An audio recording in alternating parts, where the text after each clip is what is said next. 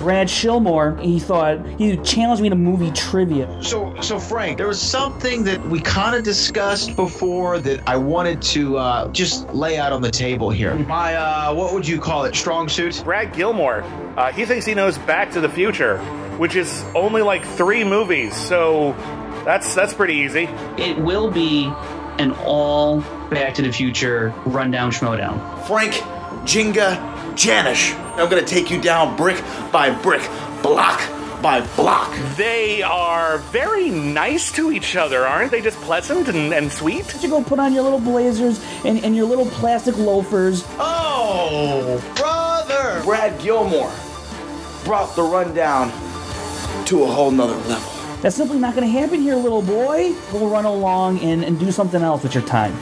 And let's get ready to run down.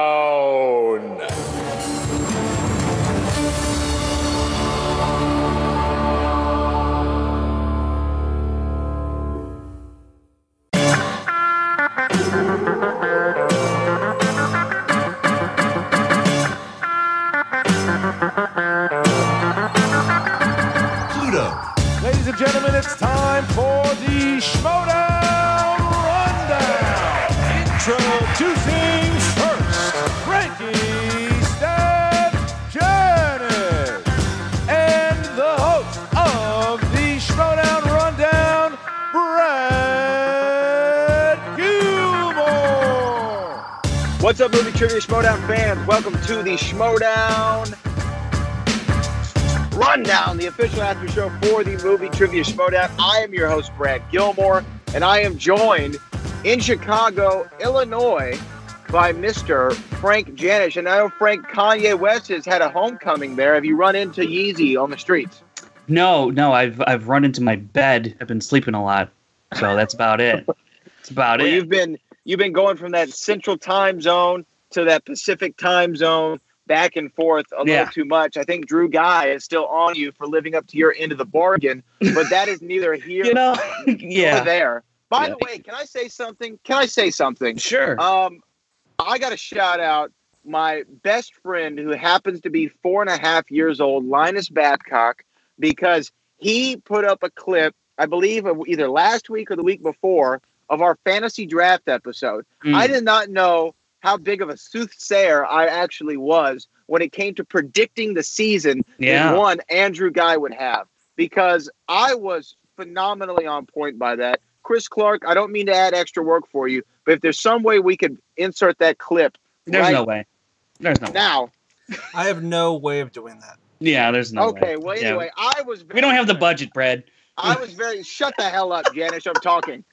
Yeah, when my hand goes up, your mouth goes shut. You're not on video, so I can't tell. Well, it doesn't matter.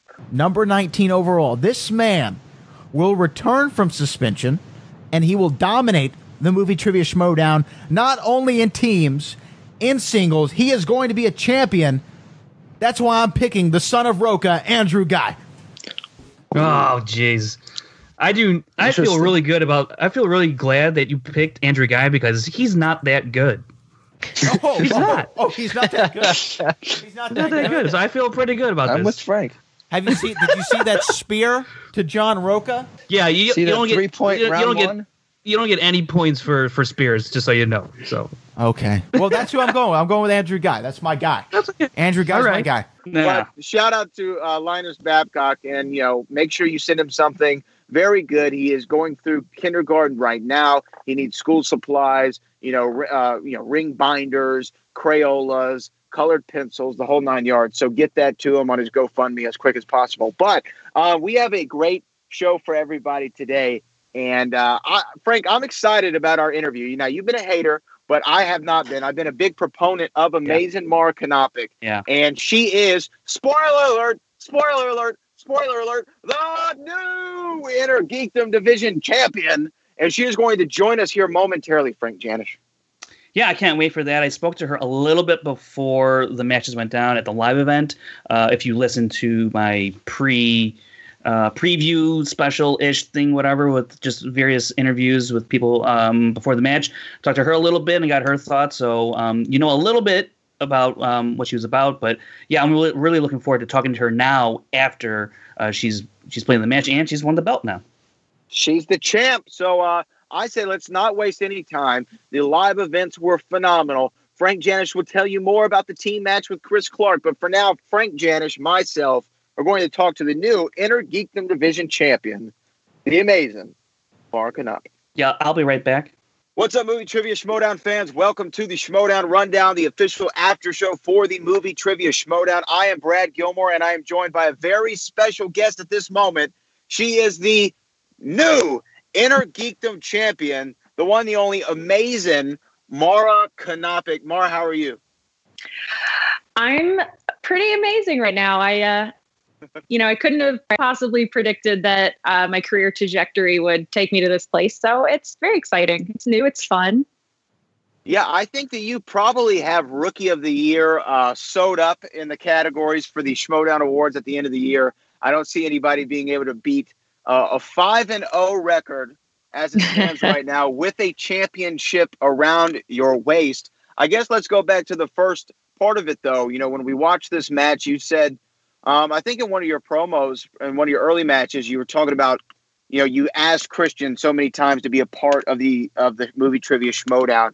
What was your experience like? What were your early experiences with the Schmoedown, and when did you know you wanted to jump in? Well, my first experiences were going with Dan to his matches. So I've been a part of the community at the early stages, you know, as a guest, and everyone there was always so nice and welcoming. But around the time that they formed Innergeekdom, Christian mentioned it to me, you know, hey, would you ever be interested? And I said, sure. But, you know, things happen. He's such a busy guy. I also have times where I actually get busy, surprising. But so it just kind of kept falling through the cracks, you know, and year after year, he'd remember, he'd like, oh, yeah, hey, do you want to try this? And I'd say, yeah, sure. And then we'd both kind of forget. And so this past year, I finally said, hey, why don't we do this? This would be fun, right? So, yeah. So you finally made it happen. I know Christian has always got a million things on his mind and on his plate. He really does. Oh, you know, and talk about that. So I always find it interesting. When I attended my first match, it was back in January of this year, and I finally got to see the mad scientist at work. What is it like working with Christian? And this is such a big passion of his. He loves the Schmoedown. What is it like working with him? Does he produce kind of your promos? What is it like being around his energy on a shoot day? I mean, it's just great watching him work. Whenever you see somebody that's really doing something that they like to do, it's always kind of fun to be, you know, peripheral to it and kind of feed off of that energy. As far as his involvement with my promos and stuff, he actually, he's really great. He just says, say whatever you want to say, because I guess that for now, at least, a lot of people are enjoying the stuff that comes out of my face. So he just says, just go with it, just do whatever. So I do. Well, you know what? It is funny. It was one of the things that stuck out to me early on was your personality. It came through the camera, and it was very, your promos are very entertaining. And I think that's why so many people have gravitated you. Frank Janisch, you join us here on the show. We're talking to Mara Knopic. Of course, Frank was there for the live event. But before we get to that, you talked about going to the matches, Mara, with Dan. Obviously meeting Dan Murrell, someone who was on our show a couple weeks ago, the GOAT, Dan Murrell. And how much did you talk to him about the Schmoedown prior to your first match? Was this like a everyday asking him for tips, advice, where y'all sitting down and going through the entire Innergeekdom catalog? What was it like leading up to your first match? Well, I would say that, you know, before I officially kind of threw my hat in the ring, the one thing that we both kind of agreed upon is that I'm only going to do it as long as it's fun. So the minute that I stop having fun, then it's probably just something that I'll retire from. You know, maybe I'll keep myself involved, you know, in other ways. But so that's kind of, I think, the most paramount thing that we kind of discussed together. But I have my own kind of weird study methods. I'm sure a lot of competitors in all the leagues, you know, they sit there, they watch movies, they have their notebooks, they take notes. I make spreadsheets, note cards. I I like it when I can get quizzed by anybody that's willing to do that. But it's always great because Dan will sit there and he'll watch the movies with me because I love watching movies with him when he's writing on his trailers or things he does as he prepares for, his singles or teams competitions. So it's always just been kind of something we've done, except this time I'm the one that's, focusing more on, oh, you know what, if I were writing it, this would be a 5-point question, or, okay, this is definitely a number that's important. So instead of it being the opposite way, it's just, we get to do it at the same time. Frank? Yeah. Hi, how you doing? Hey! Sorry, a little late, but where are we at exactly? I don't know what's been talked about. Well, okay. Well, then let me get back to the back on track here. But you talked about, so you had your own study method. Did you feel going into your first match and your subsequent matches, Maura, that there wouldn't be a question that would come up that you would be unsure of? Like, did you feel very confident in your abilities? Because that came across. Whether you did or not, your confidence came across to where I felt like any category that come up, you'd be pretty good at. Did you feel that way?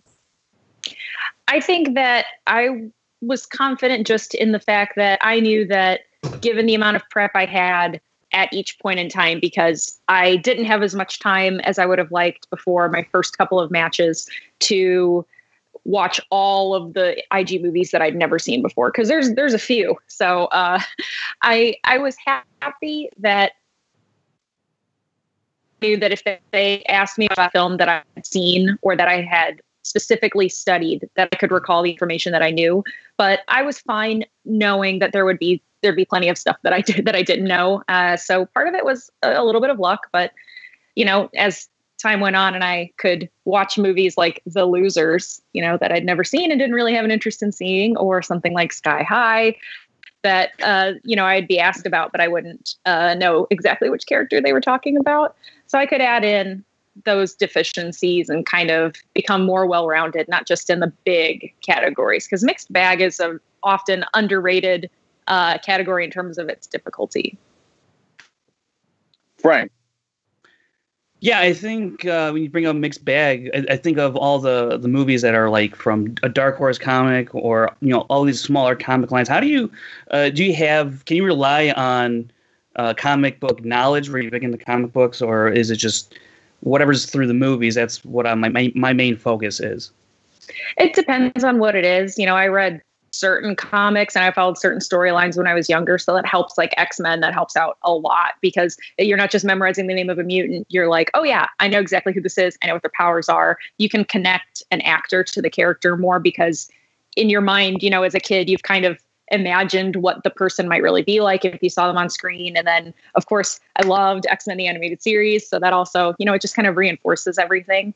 Same thing even with Batman, but there's some things that, like, I was never really a huge, like, Guardians fan as a kid. It just wasn't something that was on my radar as I grew up. So that was something where, I really just rely on movie knowledge, for stuff like that. And that's what, and I think that is interesting, because I always want to know, like, because some of this knowledge throughout is just, it's not, you don't have to study for it. It's just something that's already there. And I felt like that you had a lot in reserves already, that there wasn't this need to over prepare, because these are the movies that you love. Innergeekdom division that you love. Like you're not like just watching movies that you hate. Maybe you're watching Catwoman every now and again, but like you're not watching. Yeah, I did that. You did that. Yeah, movie doesn't age well, does it? It wasn't good then, and it doesn't age any better. No. But I mean, in a way, though, I'm one of those people. I adore really just awful movies. I mean, there's some that just aren't rewatchable, but like all of the odd numbered Star Trek movies, I really, really like some of the really bad ones. What's your favorite bad movie?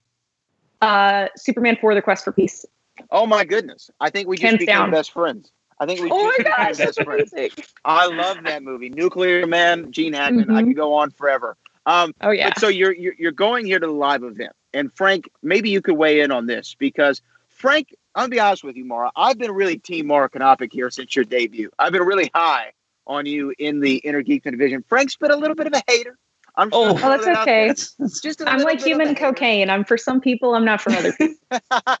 Hater is a strong word, and it's because of Brad's limited vocabulary. I think he goes to that word. So okay, well, why don't you explain your stance there, Frank? I was cautious about overhyping a new player. We've done it with numerous players across any league, whether it's a team or an individual like Bibiani, or overhyping, Wolves of Steel. So while Mara, you were still racking up the wins. Obviously, I'm the numbers guy, and I would look at them, and they're good. But when you looked at Jason Inman, who was the reigning champion, Rachel Cushing, and Mike Kalinowski, their numbers have always been heads and shoulders above everybody else. And while you were still getting the wins, your numbers were good, but nothing to blow anyone out of the water. So that's why I was cautiously tempering my expectations. Because me too. There's a lot of luck that goes into this game, and more luck than I think a lot of people give credit for. And I think people or fans are starting to grab onto that more now. Basically, it stems from Andrew Guy and Dan Merle, that match, and it's just you get certain questions in certain categories, and it can be your day. And I wasn't sure with you in particular, because we didn't have a record of matches for you like we did with the other players. So I was he's a numbers guy, and he didn't have the data. That's all it was. But that's exactly. So I want to go as far as a hater. I was cheering you on, except against. Oh no, I mean Rachel, statistically though, I completely understand it. I mean, I really do, especially because I didn't have, even with some TKOs, they weren't necessarily like stellar performances. I fully recognize that, which is why I'm so glad that you have time in between each match to say, okay, wow, I really need to rewatch Constantine or something like that, Yeah, that was the thing, like with TKOs. I know people would point to them. I've always been kind of a stickler when it comes to TKOs. Don't mean that much. It's a great little stat, but in the end, a KO is worth a lot more than a TKO, and that's a whole nother debate. But people would use that to come at me and say, well, it's just got 2 TKOs. Like, that's great. So did you think, though, Mark, going into this live event, that as great of a player as Jason Inman is, did you think that in a 5-rounder, which you had not been in front of a live crowd? Kalinowski, yeah. Well, with Kalinowski, thank you for correcting me. I meant, I guess, a championship match that you had not been in, and then you have that extra element of the live crowd. Were you worried at all about performing in front of that live crowd? Because we've seen some people gravitate to it, some people run away from it. Oh, no, I love performing. I love when people have to sit in chairs and listen to me, especially because those people actually paid for it, which means they wanted to listen to me, right? At least in some respect, whether they came in on Team Jason or Team Brown Dwarf Star, I love that sort of stuff. So I was having a blast. So were you worried though about the pressure? I don't have any shame really, so I don't get nervous. No, yeah. So there was no qualms about it, and about it being in front of a live crowd. Did you feel the pressure of the championship match? No, not really. I mean, like I said, I have so much respect for Jason, and I've known him for a little while. So I was just going to be happy that as long as myself and him, that we felt like we did the best that we could given the circumstances of the game, because the wheel can be really mean in round 2 and round 3. Speed round, there's if you watch really carefully, neither one of our buzzers seemed to really want to work. So at one point, I was just smashing the thing on the table over and over again to work. So I mean, I think as long as we both felt like we were happy with what we were able to do out there, that it didn't matter who was going to win, as long as I didn't feel like I let myself down or that I let down people that had really been there and were supporting me. So no, I just went there to have fun. I didn't have anything else better to do that night because the Emmys were the next day. Right. So, yeah. And are you one of the players, though, that while you're playing the game, we had Clark Wolf on when she was talking about their win for the team championships, the Shire Wolves. She was talking about she was doing the math in her head, round by round. She understood. Are you one of those players? Or are you just like, whenever it gets to the final round, you're like, oh, I'm up? Yeah. I mean, I think if you watch, you can actually see the look on my face after round 4 was over that I looked back at the screen and I was like, oh, that happened. Holy moly. That's crazy. Is that something, real quick, is that something you don't want to know the score? Is that a conscious thing, or it just happens to come out that way? I think in that situation, because it was behind me, I hadn't really thought to look. But in a normal match that we tape in studio, we actually do have where we can see what our score is as the match progresses. So I think I probably look at it more just because it is right in front of my face. But usually I find that I am just looking at the announcing table. I'm looking at whoever's calling the match is usually kind of what I do. I don't know. It's just, I don't know if it's centering myself just because speaking to us and asking us questions, but that's usually where my head's at. Now, let's talk about the match itself. Frank, I know you have the statistics in front of you. Let's talk about how did Mara and Jason do, statistically speaking? Let's actually more focus on Mara's performance. Yeah, I mean, it was a 10-question first round. It's different than a team or a singles match, so 10 questions, and Mara ended up with 7. Jason had 8 at the end of round 1, so it was a tight match. And previously, Mara, your first rounds were a little below that number, so I think coming out with 7 points to Jason's 8 is always a good place to be in as the match goes on, because there's a lot of points in the first round and a lot of points in the second round to be had. So I think both players did a great job at getting as many points as they could. Were there some questions there, Mara, that you wish you could have had back? I think it was the Harry Potter, or even the first. What was the first DC question? It was the Battleship. Yeah. I know. I just rewatched it too. I don't know why, but my brain I simply could not connect those two things. And the minute that Jason said it, I was like, oh yeah. And being in the Navy, I feel like that should be extremely embarrassing, because Battleship is obviously, we are obligated to have that be our favorite board game. Oh yeah, sure. Yeah. I didn't know you spent time in the Navy. Thanks for your service. Oh, thank you. Yeah, 6 years. My joke with Jason was that this match, even though it was deciding who would be the champion of the Innergeekdom, it was also definitively deciding who was better, Army or Navy. Oh, that's right. I didn't even put that together. 2 veterans on the stage. I think that's a first. Oh no, Roku played Inman. So, but still, in live setting, that's true. Okay.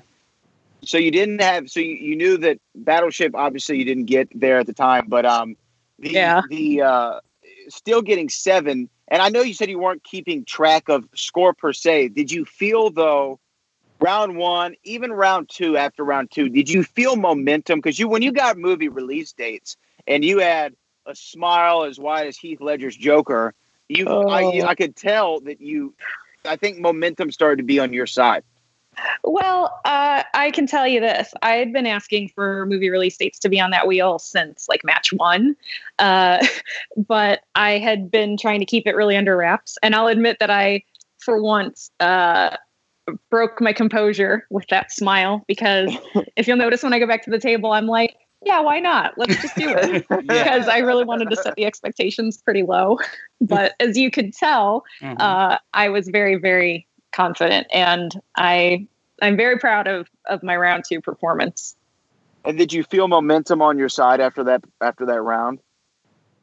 I guess, but I mean, I would never count Jason out in round 2, because he could have easily maintained his lead and gained on me if he had gotten, every question as a 2-point question. So it's always, I think, a little bit of apprehension to want to say, okay, I feel really good about this. I just kind of take it one question at a time. I'm like the Vin Diesel Fast and the Furious version of the Movie Trivia Schmoedown player.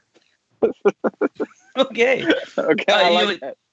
Because with round 2, I mean, I think, do you have a preference of going first or second, or is it just because there's so many limited categories to begin with? It doesn't really matter if you're going to be one of the top players, because you're going to have to know everything if you want to be, in title contention. Is there something that, worries you, or you're just, hey, this is what it is and let's go? I think it depends on what's on the wheel. So I think that if I were, for example, given the option of going first or second, if I knew there was a category on there that I absolutely 100% felt like I would know every single answer in it, I would want to spin first with the hopes of between 2 spins getting that category. And I don't really mind if my opponent is in the lead and they would elect for me to go first, because I think it gives you a really good idea of how important stealing can be when your opponent goes up there. So I guess I just take it as it comes, you know. I mean, I'm certainly, I lend myself mentally to being a strategic player. I think that my strategy, though, is to keep my exact goals and challenges in a very subtle way. So I don't want to go too much into detail about that. Yeah, well, you know, it was funny. I can tell you think about, it seems like you do with that answer. You think about the strategy of the game. We talk about Sam Levine. A lot of people say he's the greatest player of the game.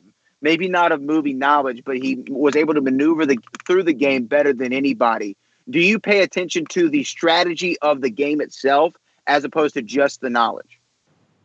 Oh, definitely. I mean, for example, in my very first match with Coy, I noticed a lot of people, when they commented on the match, they were very disappointed that I didn't elect to go to multiple choice on some of my Star Trek questions.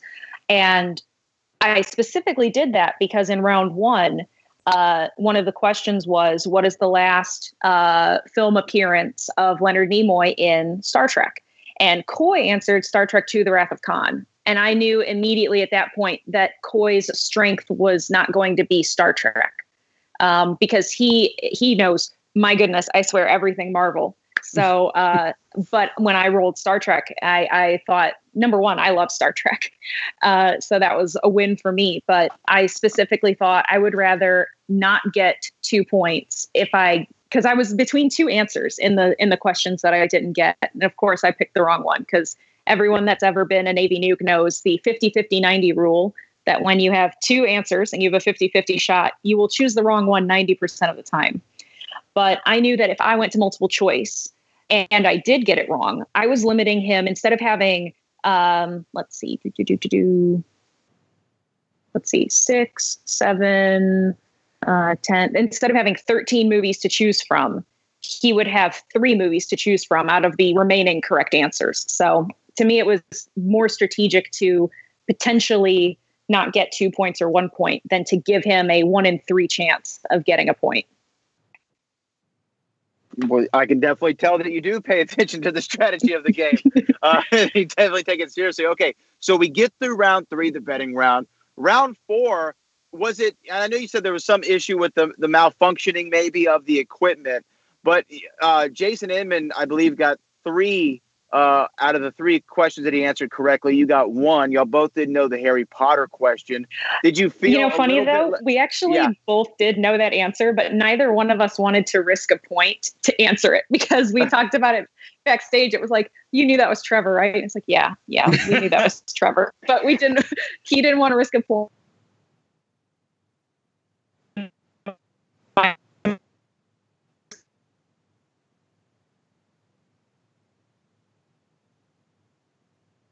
Oh, no.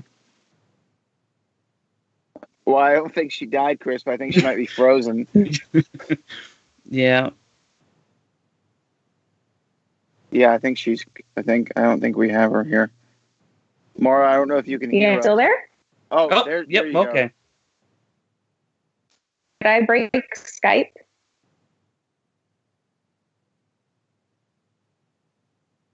Oh, there we go. Okay, we're good. Yeah.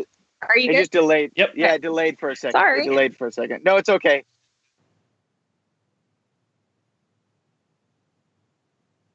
Yeah. Oh, just that he and we both knew what the answer was, but neither one of us wanted to risk a point.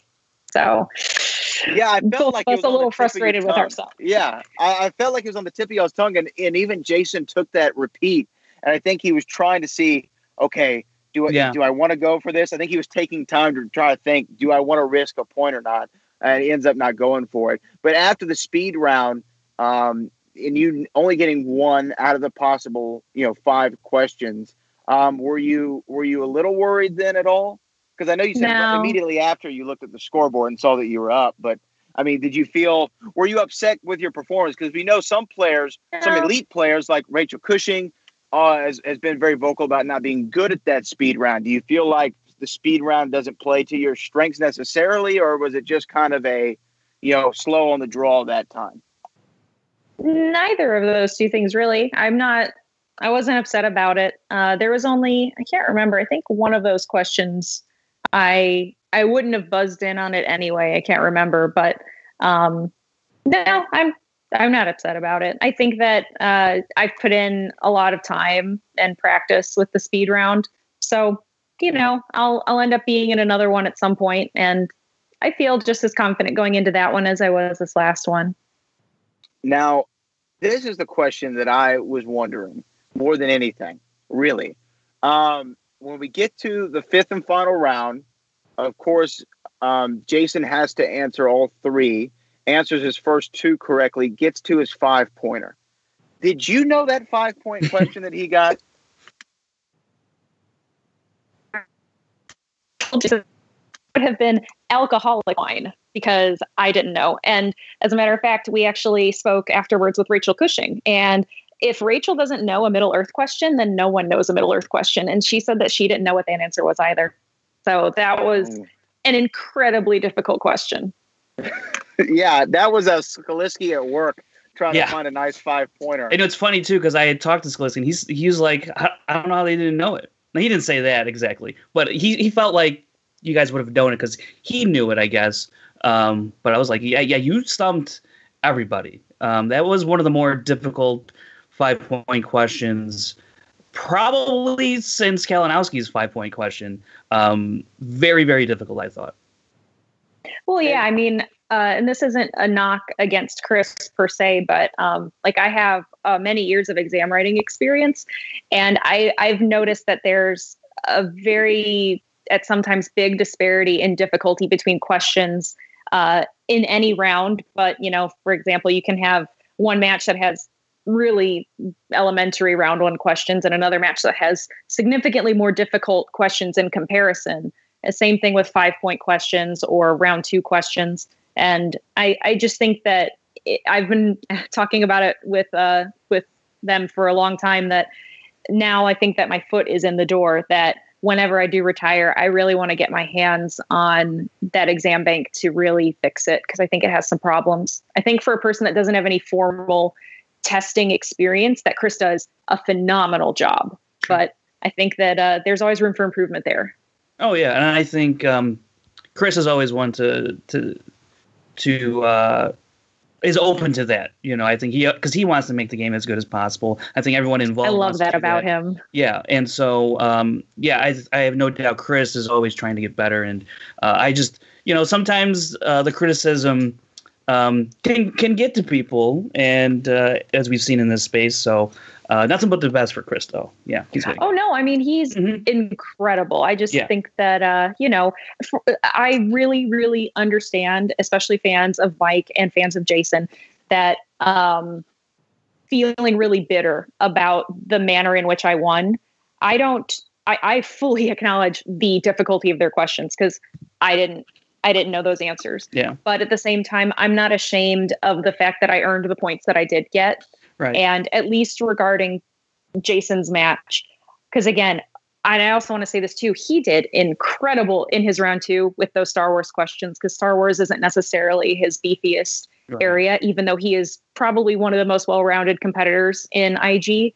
But that last round, I would love to have seen him nail his 5-point questions, so that way I could have had my 3 and my 5 to really see where the match would have ended up. But it didn't end up being that way. But I'm sure that he's going to rise to the occasion if he decides to continue to compete, and he'll probably end up taking that belt back at some point.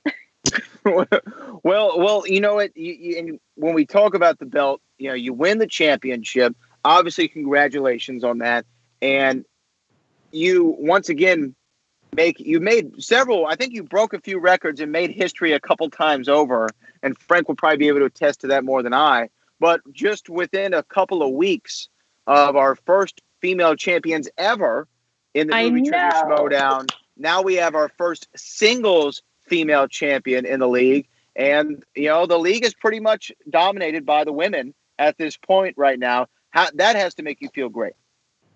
I mean, it really does. I'm so proud of Clark and Rachel for showing everybody in all of the different areas of the Schmoedown what hard work, determination, and just a real centered confidence going into matches can accomplish, because they've had some very tough competitors, and I'm so happy to follow in their footsteps with a singles belt. But I'm so happy that they did it first, because I just got so much joy watching them win, because I was there that day, and I've watched it probably 5 or 6 times, just that moment when Rachel realizes, because she wasn't looking at the score, that moment when she realizes that they won, I was just overjoyed. One of the best moments ever. Yeah. I mean, if there was a moment of the year, I almost wish that was it. Yeah, no, and it very well could win it. I mean, it was a great moment then, and then now just a continuing dominance, like I said, of a massive female presence has now overtaken the league. There's there are more female champions technically than there are male champions at this point, which is great. Now, also, Frank, you can speak to this better than I. Mara Knopic is 5-0. Yeah, her first 5 matches, wins a championship. That's got to be a couple records broken right there. Yeah, so first off in the Innergeekdom, she's the first player to go 5-0. She was the second player to go 4-0, but the first player to go 5-0. She's also obviously the first women champion in Innergeekdom. Mara, you talked about this earlier, I think in the post-match. The first person in general across all the leagues to go 5-0 and win a belt.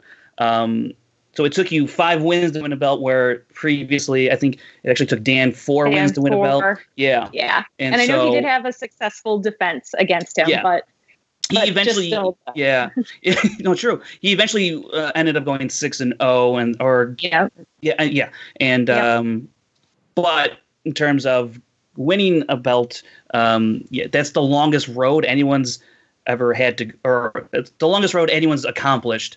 Because last year Above the Line could have done it, but when you entered the league, I assume you weren't really looking to make records, or you're just looking to have fun. What does it mean to know that in your short amount of time here, you've set some records, you've set some precedents already? I'm excited because going back to kind of my experience as an instructor, the thing that I always cherished the most was not to stand in front of my class and look like I was the smartest person there, but to impart more knowledge to my students and give them a better education than even I had received. So that way they could supersede me in terms of their accomplishments. So I look forward to establishing this as a challenge to any competitor, especially new competitors, men, women, farm animals, doesn't matter, but to come in and do it even better than I did, to make a bigger splash, a bigger wave, because that would make me so happy. Yeah, because I think Inman, when he went on his run last year and into this year a little bit, he went 4-0. He started off with a loss, but then he went 4-0, went on an incredible run. He took down Hector Navarro, which was one of the smartest guys in the Innergeekdom. A very impressive win, and he defended it. He defended against Mark Donica, so he already set a high bar. I think your run does supersede that by a win, and now you're challenging other players to supersede your mark. And Innergeekdom is a tough place to play, and I just can't believe how high the bar is set compared to the other leagues. I think it's a tall order for someone to top not just Jason, but also your mark. So I'm looking forward to seeing if that can happen. And if I was going to bet my money, I would bet my money on Rachel being able to do that. I'm not Mike Kalinowski, he could do it, but I very much look forward to seeing who that person could be. Definitely. Well, we also, though, during your post-match announcements or post-match speech, there was a bit of an interruption by Mr. Mike Kalinowski along with a couple others, and it seems to be a challenge has been made, and I just kind of wanted to know how you felt about it. Well, if I'm being totally honest, I thought that for something that was, number one, very historic and was a big personal accomplishment for me. It would have been great to have a post interview, and it would have been great to allow the audience who was there to see that match and not see a bunch of guys come on stage and talk about other things. Enjoy that moment and savor it a little bit more. I think it was a really good moment, and I wasn't exactly pleased with how that all shook out, but if that's how he wants to try to play this game, if he has to manipulate it for his interests, I mean, I thought he was supposed to be, getting rid of corruption, but it's fine. I'm going to play the game the way it was designed to be played. I'm just going to show up. I'm going to answer questions. I'll win or I'll lose, and I'll just be happy that I'm doing it for me and not for anybody else. So it is what it is. I can't change the fact that it happened, that it went down that way, but I am glad, though. I'm very proud of that thank you speech. I meant every word. It was great. I'm glad Mike could be there for that. Yes. Well, Mara, we definitely appreciate it. We look forward to you defending this championship and even setting more records with that.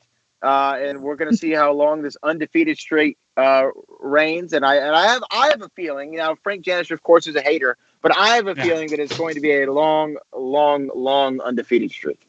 Oh, it's so perfect that you said reign, because one of the things I was going to say in my post, again, if I'd had one, was that I want to be a kind and benevolent ruler of the Innergeekdom during my reign. I'm declaring myself formally as Mara, first of her name, Queen of the Innergeekdom, Protector of the Realm, Brown Dwarf Star of the Movie Trivia Schmoedown, Mother of Kittens, the Undefeated, the Breaker of Brackets. And I will be a kind and gentle ruler, I swear. And I hope that all in the league will say, long may she reign. That's a lot for a Christian to recite every time you come out the curtain. But he better do it, damn it. But he better do it. I really wanted to have like a little, old school crown like that you got at the drive-thru window. Oh. But, I just couldn't make myself go through a drive-thru window. Well, I will definitely be one of your loyal subjects throughout your reign as queen, and I will continue to root for you, unlike Frank Janisch. But we definitely appreciate you for taking the time to come on the Schmoedown Rundown, the amazing Mara Knopic, the new Innergeekdom Champion. Thank you so much, Mara. Absolutely, and please keep an eye out on Twitter. I'm hoping to have a good long weekend with some quality time with that belt. We have lots of activities planned, so people can follow me. I'm sure you'll have it spelled out, but it's at Ouch This Megahertz. It's a pun about electricity, so if you don't get it, that's fine. I'm a big nerd. So keep posted. We have a lot of special events planned for this weekend. Oh, interesting. Oh, there you go. And that belt looked a little heavy, so I'm sure you're gonna have to get used to that. Yeah. I'm still recovering from my car accident. I'm not supposed to lift more than a certain amount, and it vastly exceeded that weight restriction. So I was actually in a fair amount of discomfort, but Christian really wanted me to carry it, and he really wanted me to lift it. So I did the very best that I could, but I was in agony the remaining part of the weekend. It really sucked. The price of a champion, I guess. Yes. That's right. The price we pay for the life we lead. Well, thank you once again. That is amazing Mara Knopic, the new champion. And make sure you follow her on Twitter to see pictures of her and that very, very heavy championship belt. Mara, we definitely appreciate it. Of course. I had a great time, guys. Thanks. All right, here we are back. We're about to cover the team match here. Brad had a dip out. He's got a thing to do, whatever that is. But I would be here now with Chris Clark, our trusty producer. We're going to go through this team match here, and it was an interesting start to the Anarchy tournament. Founding fathers, Rocha and Merle, and wait, I know this, with Stacey Howard and Winston Marshall. A lot of people had already figured out that, hey, Merle and Rocha to the Grace, they're going to win this one easily. And it certainly looked like that was going to be the case in the first round, especially when, if your team, I'm just going to say wait for this, or wait, I know this, jeez. That team, Winston, he gets 1 point in the first round. Stacey Howard has a great first round. In fact, she has a better first round than Dan Merle. Stacey Howard had 6 points. Dan Merle had 5, and John Roca had the best round of them all. He had 7 points. So at the end of round 1, it was Founding Fathers 12. Wait, I Know This with 7 points. Right off the bat, too, Chris. Yeah. Founding Fathers, they're 3 for 3 for 6 points. To Wait, I Know This, they're 2 points because Winston, he got his first 3 wrong. And it looked bad. I was sitting in the audience. It didn't look good. I said, "Woof." I thought Founding Fathers was going to win. I just didn't really expect it to start off this way. Chris, when you saw it start off this way, were you bracing yourself for the rest of the match? I felt really bad just because, I'm sure Winston felt really bad too. But he's human. Everybody's human, and he probably just had a very off day, and he probably white-roomed a little more than he probably should have. But you can't ignore the fact that Stacey, she was on point the entire first round. And yes, she had to carry the weight of, sadly, Winston, who only got his 1 point. But it has to be commended. And yes, John did well in round 1. Merle did well in round 1. That's to be expected. But for Stacey to stick it out and actually kind of put up a fight, the fact that her teammate only getting 1 point and they were not knocked out because of what she did is something you cannot scoff at. So, looking forward into the future, into her singles division debut, she's just going to be a monster, because I'm assuming she's probably going to be in the Ultimate Schmoedown singles tournament or something, where she's going to have another singles match. So when she does that again, she's just going to be a juggernaut moving forward. I think she was the star of round 1. Yeah. I think this performance further solidifies. You can't sleep on Stacey Howard. You can't. She's sneaky good. And I think I'm looking forward to seeing Stacey in her next match. That's for sure. Getting into round 2, Wait, I Know This, Stacey and Winston, they go first and land on Pixar, and it was something that Winston looked very comfortable in, and Stacey went with it. And I think if you're Stacey at that point, and you see how confident Winston looks, I don't know if she was like, I'm not sure based on his first round play, or she's like, if he feels comfortable in this, and maybe perhaps she feels pretty well in that category as well, that's probably their best bet. It's a double-edged sword, because when she gets that, she's like, yes, he's comfortable in it, but what if he suddenly goes white room like in round 1, and it's kind of a conflict of interest, so to speak. Well, he was the only one to get that Shrek question right in the first round, so maybe that played a little bit into her thinking. It certainly played into my thinking a little bit that, well, he did know that, so maybe he knows animated movies,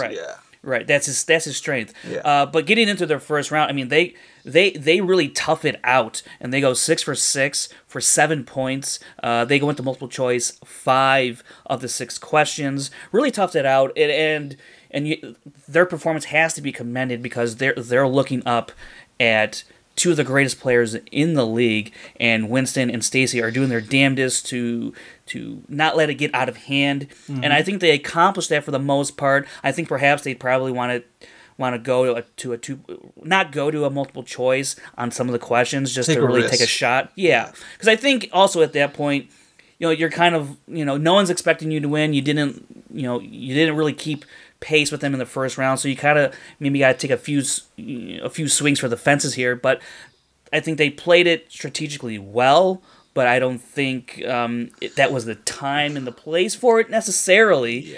But their effort has to be commended, especially in that tight a spot. And for Winston to bounce back after that first round, you could tell he really wanted to rectify that situation the best that he could. Obviously you can't make up a 1 point performance in a first round. You just don't have that opportunity, especially against the histories of Merle and Roca that they have. So the fact that they came out with 7 points was a good display, Chris. When you saw them perform here in the first round, did you think they could actually make a go of it? They could have made a really go of it had they just kind of trusted their instincts a little bit. Going into multiple choice is a safety net, and it is a great safety net. It kind of helped them not get the the KO or the TKO, the KO live. So I mean, that was good just for a theatrical standpoint, because I actually am looking at this from the live in front of an audience too. I feel like had this been a studio match, they probably would have made those risks just to see. I don't know if that makes sense to you, Frank. It might, in the studio setting, they might have actually decided, hey, let's go for this point. Let's go for this 2-pointer. But I don't think they wanted, seeing Winston's performance in round 1. They might not have, like, Winston probably was like, let's just play this safe. Let's give these guys a show. Let's get into round 3. Let's kind of make this a little bit more engaging just for the live setting. So I can see that viewpoint, why they did go to multiple choice. But I do have to commend them, like you, Frank. They fought. And they didn't go out without a fight. So, I mean, it was commendable, as you said. This could have been very disastrous had they not landed on Pixar, a strength for Winston. Winston has some other strengths here and there, but I don't think they're quite as strong as he demonstrated with Pixar. I mean, we could have possibly seen a knockout. And I think, I don't know if this was the full strategy on Merle and Roca, but wait for this, wait, I know this, gets not a favorable category, and let's say they get half the points, let's say they get 4 points here. Founding Fathers was in a real prime position. They would have been in a very prime position to knock them out.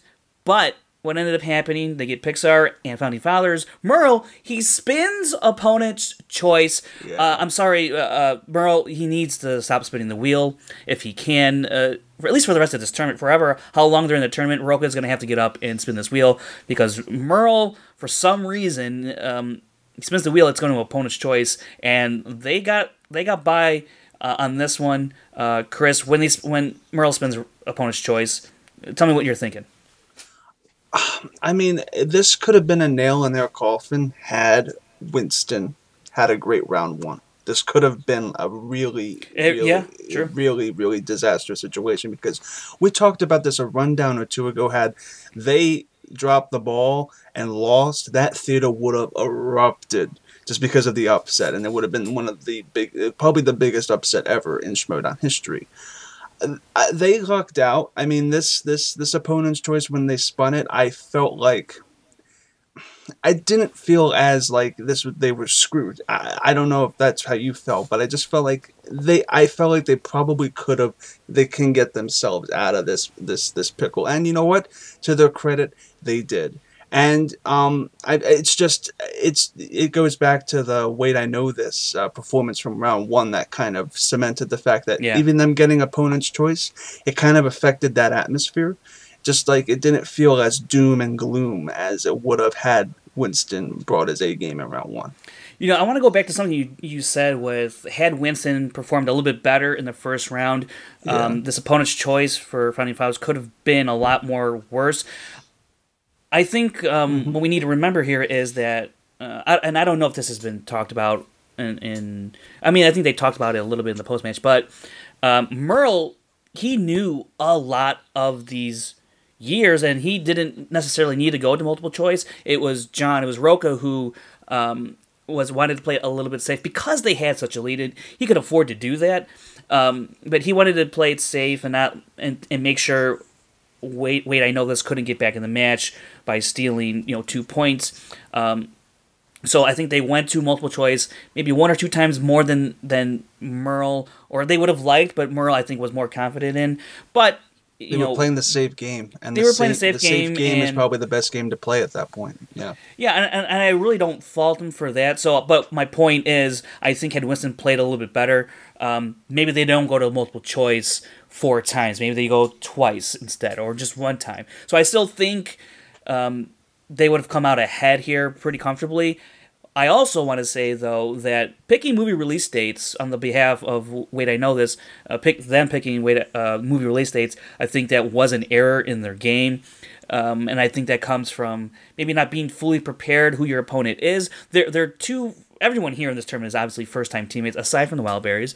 But Winston and Stacy, I don't know how much strategy they talked. I don't know if they studied Merle and Roka's strengths and weaknesses. You know, I think I've seen a lot of people point out that Julia Roberts was on the wheel. I even said in the audience, I think maybe Julia Roberts, because she's in a lot of rom-coms, and her filmography is very vast, very long, so that could be very tough, even though Julia Roberts is one of the more picked categories in the third round, the final round. But still, nonetheless, those questions are not always surface-level stuff, and I think had they went Julia Roberts, that we could have saw way more. There's a lot of things that could have happened here to make it very interesting. Yeah, can I just say that it was probably the being on the spot and the live environment, but if they thought about it, Roka has gone against Scott Mance twice. He recently went against Ben Bateman. He knows that their strengths were movie release dates. In my mind, the most logical thing is that Roka probably studied that category. Does that make sense? He probably studied that category a lot. And I don't know if him having a recent match against Ben Bateman, that category he probably studied before going into that match. So I probably wouldn't have, in their situation, have gone with movie release dates, and that I felt like it was a bad choice. I do agree with you with that. Julia Roberts could have been a fantastic choice. In fact, that category is hardly ever seen. So in the second round, sure. Yeah. So I mean, it's just a matter of hindsight being 20/20. Yeah. So we get out of round 2, and finally the Fowlers are up by 6 points, which is, in the Schmoedown, it's almost an insurmountable lead to overcome, especially for a new team, any new team really, trying to figure things out on the first go. Winston Marshall could not pull out the Tom Cruise question, the American-made question, could not do it.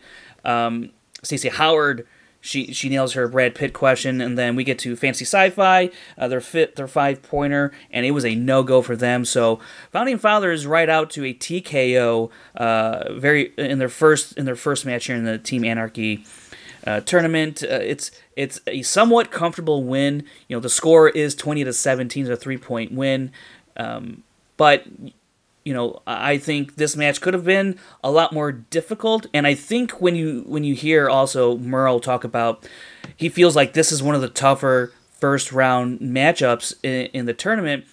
I don't think he was not wrong for thinking that, because like we just went over, a couple things go a different way. Winston and Stacy could have made them sweat so much more, and I do think that Founding Fathers, they got a little bit lucky here. And that's what you do need in a tournament. You need some luck, and then good teams take advantage of the luck, and they turn them into wins. They turn them into championships. And right now, Founding Fathers are 1-0 in the tournament, and they're on to the second round. They have a strong possibility of facing tough opponents there in that second round with Kalinowski and Chance, and I think it was is it Silvestrini and it's Silvestrini and the guy Eric Zipper, one of the Kingsmen. I forget what his name is. Devin Stewart. Devin Stewart. Yes. So could face either of those teams now in the second round. We'll wait and see. But Chris, looking at the match overall, how do you think everything went overall when you watched the match in its entirety? I would say that it is a shame. I think it's a shame that Winston's performance in round 1 kind of like that 6-point deficit could have been a 2-point deficit or whatever had he been stronger. And as you said, they could have been sweating a little bit more. But the fact that they fought and they went and they fought without wanting to lose, and their determination makes me actually want to see more of Wait, I Know This. I hope this is one of those teams in Anarchy that kind of sticks together in season. I don't think it's going to happen, Chris. I think Winston and Eric Zipper, I think they're really tight and they really love being teammates. Yeah, I doubt this is one that's going to stick. And I doubt. I mean, I would say that. I just need to see how Zipper, and I think he's with Haley Fouch. That team, how that does. That's true. You never know what could come out of this. You never know what can come out of Anarchy. Maybe I would assume the winner of the Anarchy tournament, they're probably going to stick together. But that's another topic for another day. But this match itself, though, it was a great opener. It really was a great opener for the main event that you got with the championship, and they all brought their A game in style. I mean, we didn't even mention how Coy. He was a fantastic. I wanted to get to this. Yeah. Coy was fantastic as their spokesperson, their hype man, and the entire both entrances were fantastic. But the whole dinosaurs coming in up onto the stage, that was all fantastic, and they just brought the theater, and it was a fantastic stellar match, even if the outcome was a TKO. Yeah. It's not a KO. So that was good, and a TKO still is good theatrically. So I think, you got your money's worth.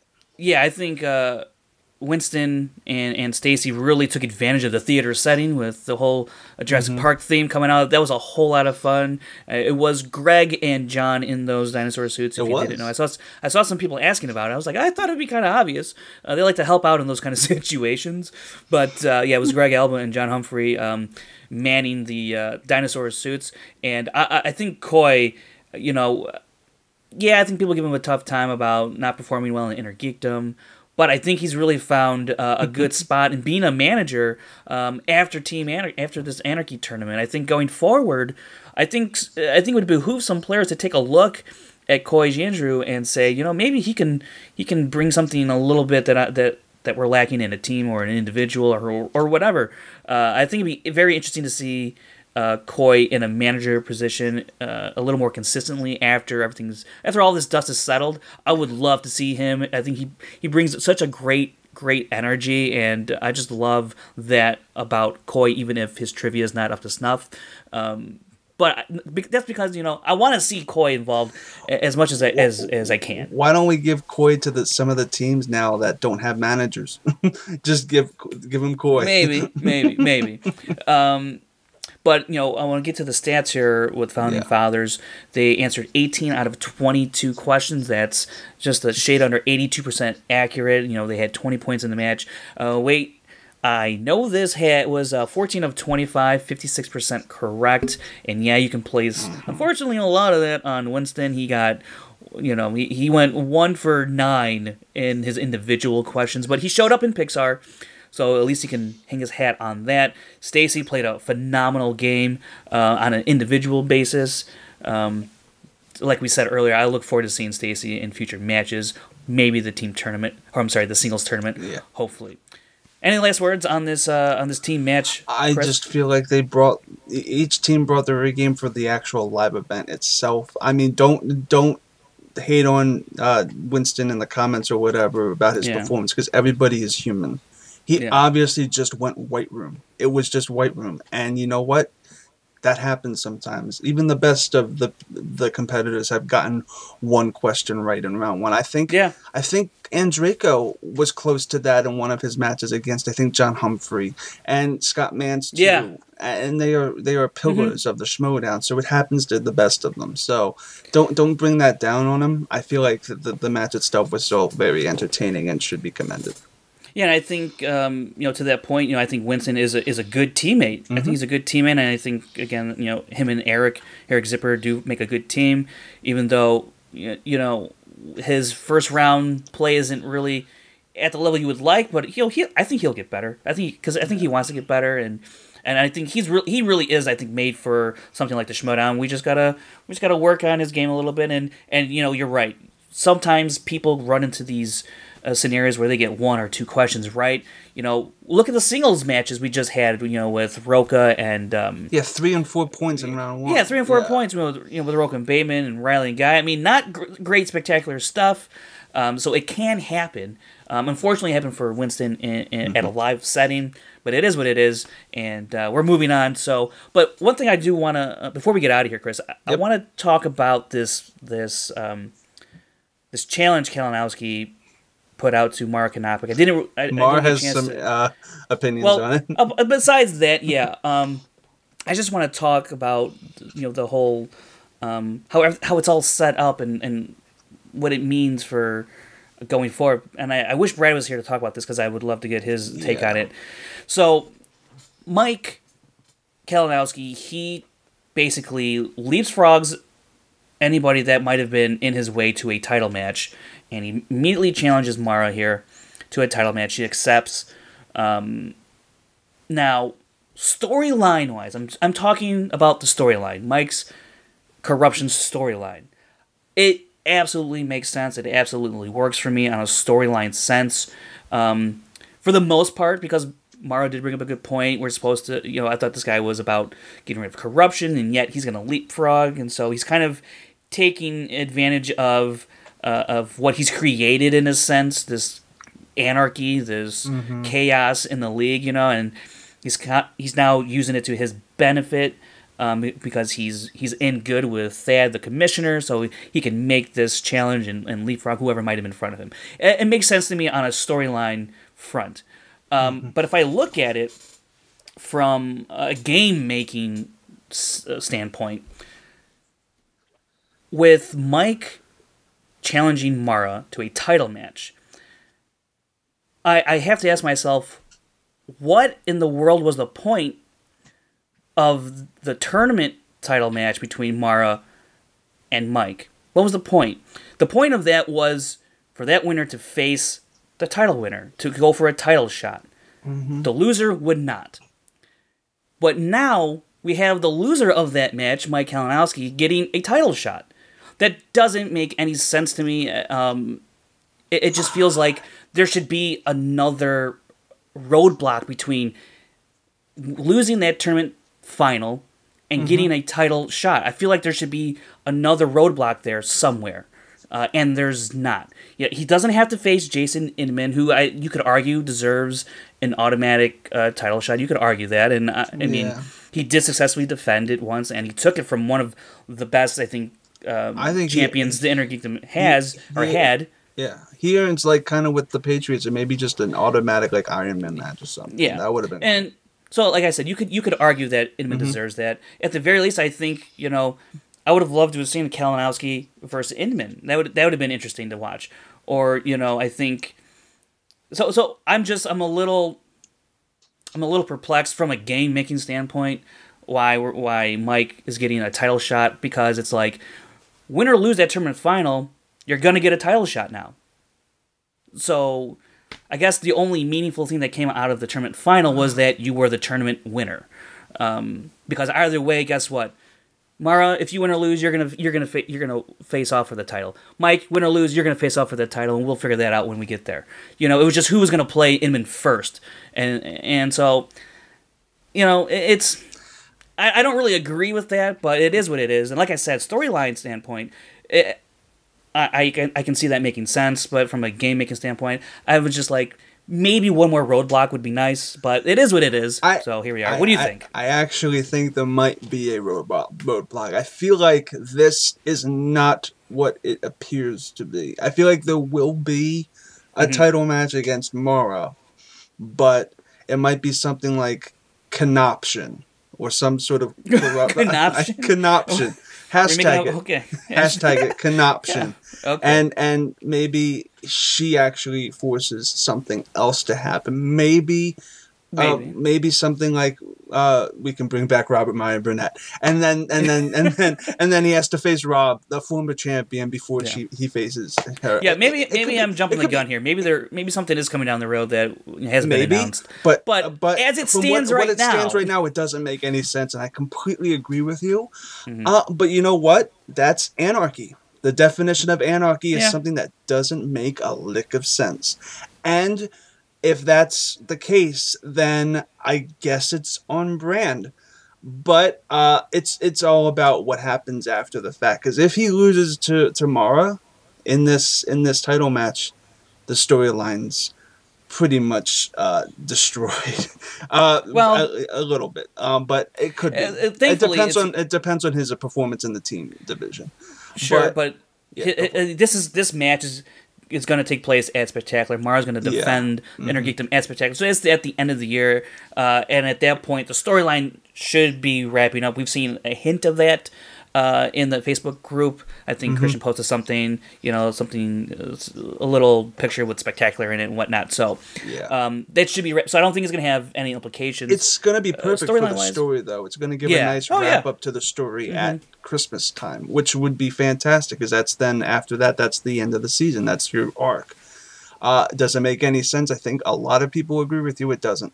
But we'll just have to see how it plays out, because I'm convinced that it's not as it seems, but I could be mistaken.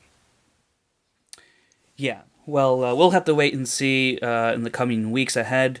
But for now, that's going to do it for us here on the Schmoedown Rundown. What episode is this? 102? It's 102. Wow, 102. Okay. Already. Well, I am Frank Janisch. You can follow me on Twitter and Instagram at FrankieJ29. Chris, where can the good people follow you? You can always find me on Twitter and Instagram at ChrisClark8788. Those numbers mean nothing. On YouTube at Take 3 Productions. And be sure, on October 21st is the Back to the Future Rundown Schmoedown. So that'll be fun. So, yeah. All right. Until next time, we'll see you later. Awesome. Cool. That's it. That is it.